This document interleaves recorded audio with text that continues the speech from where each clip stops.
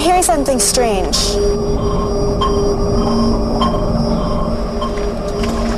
Do you want to check this out? Here's something. What's that?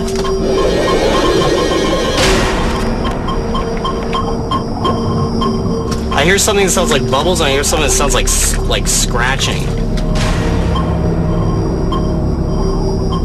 Okay, I'm hearing all kinds of bubbles now. Check it. Doesn't sound like the divers. What are you seeing on the fish finder? Looks like it's about 1.5 meters, maybe 2 meters. What is this, though? All right, so what do you think that blob would be? Just have to say, I really don't know. I've been looking at this for hours. I haven't seen anything like that.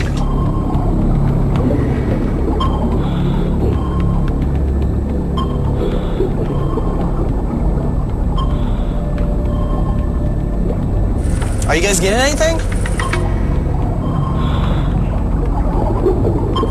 I don't know what it is, but it's heading for that sunken boat.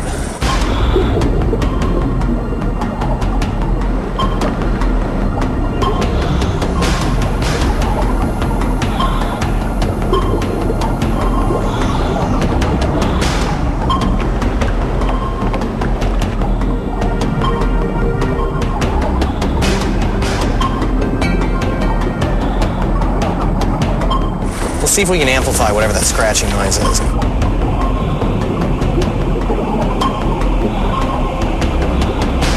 You picking any of that up at all? It's gone. Where'd it go? Is that it? I see bubbles.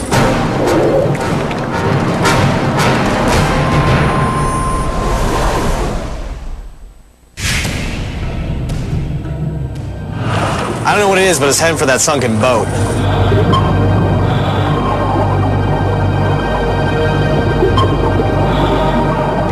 Where'd it go? I don't know, but it's not there anymore. So we just wait.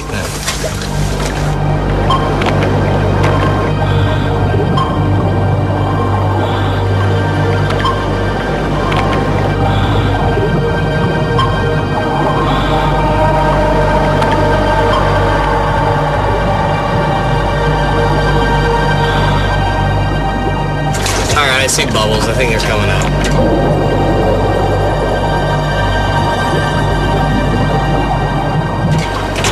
Shut down. Nice.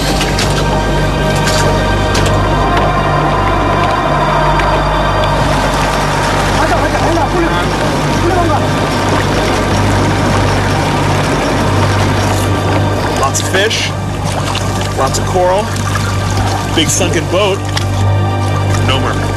Not finding a mermaid or Long John Silver's treasure in the sunken ship, I decided to take another swing at our native eyewitnesses, as I had a few more questions about what exactly it was they were seeing out there in the sea. What does she look like? What is her appearance?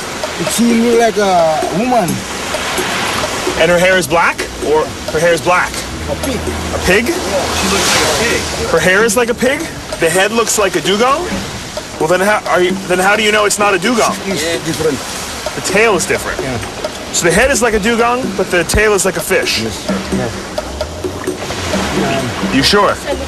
JB said he was sure, but I was pretty sure I'd heard something like this before in regards to the European mermaid myth, which gained popularity after sailors spotted manatees in the tropics. Armed with this new information, I decided to regroup the team and go over our findings.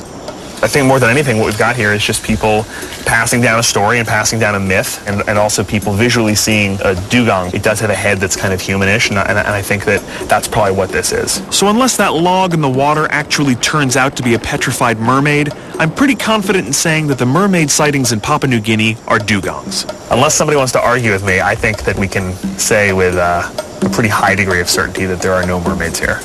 What I still wasn't positive about, though, was whether or not the giant animal I came across in the jungles outside of Tinganuvutu was an Iguanodon dinosaur or not. So I headed back to the States to meet with a zoologist who had lived and studied in Papua New Guinea to go over our night encounter footage and the pictures of the mysterious giant bones. I mean, it's safe to say that whatever we're looking at here is enormous, yeah? Yeah, this is a big animal. Yeah. I mean, this is bigger than an iguanodon. Yeah, I mean, it's got vertebrae the size of a tire. Yeah, so it's definitely a really, really large animal. The thing about these vertebrae that are compelling to me is these little markings here. So this makes me think that they look like maybe the tail section of maybe some kind of a cetacean. What would be a cetacean that's large enough to...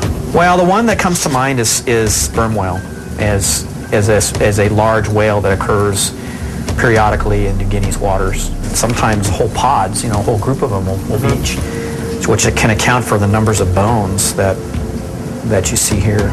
We definitely came across something at night. So we have some footage of that, which we'd like you to look at. Okay. So this is footage we shot in Papua New Guinea. And obviously it's late at night, it's dark. You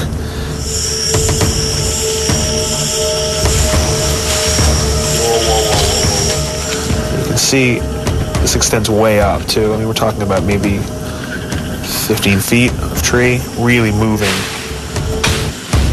Is there anything in your experience that you think lines up with what's cataloged and what's known to live in Papua New Guinea? The one animal that can occur in these areas is the saltwater crocodile. How large do these saltwater crocodiles get? 20, 22, 24 feet in length. That's huge, a 20-foot crocodile? Yeah. So you say this was near a actual swamp? Was it? It was near a swamp. Was it a swamp that was treed or a swamp that had just It was a swamp marshy? that was treed. Okay. Maybe they found this swampy area, there's lots of food, and they do live in these waters, and they can obviously come on land. At least a few of the eyewitness reports that would be somewhat consistent with, because it seems like some of the descriptions we got were of something that was reptilian, but that wasn't necessarily that high off the ground, just something very large and lizardy. They're big. If they bumped up against something, a tree, a sapling. And they can move fairly quickly when they need to, yeah? If they need to, they can move quickly. And, it seems like you would see them more often walking around at night. That would be a time you would think that a large reptile would be out walking. So, and if it's a swampy area, that's the only thing I can think of that would be large enough that could make sounds like that, and be mistaken for something like a large dinosaur. The doctor's saltwater crocodile theory was the most logical answer that I'd come across for what might really be out there in the jungles of Papua New Guinea. The only thing he couldn't explain, though, was how a saltwater crocodile could affect trees and break branches that high off the ground. Look, I can't say with any sort of certainty that we had a run-in with a dinosaur out there, but it is safe to say we had some sort of close encounter with a large animal of some sort out in the forest. Possibly something not previously cataloged to live in that region. Iguanodon? I don't know. Big, scary creature thrashing trees around, very close to me? Yes.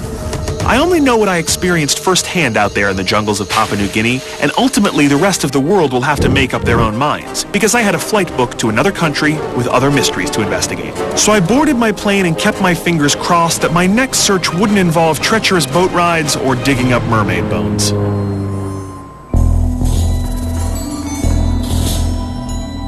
Next, Destination Truth. Josh heads to Thailand in search of a gigantic river serpent known as the Naga. Show me on this map where the Naga is. And experiences some local ghost hunting. What the hell was that? Destination Truth, a Sci-Fi Channel original series, next Wednesday at 10. Part of the all-new Sci-Fi Wednesday. It's not the fear.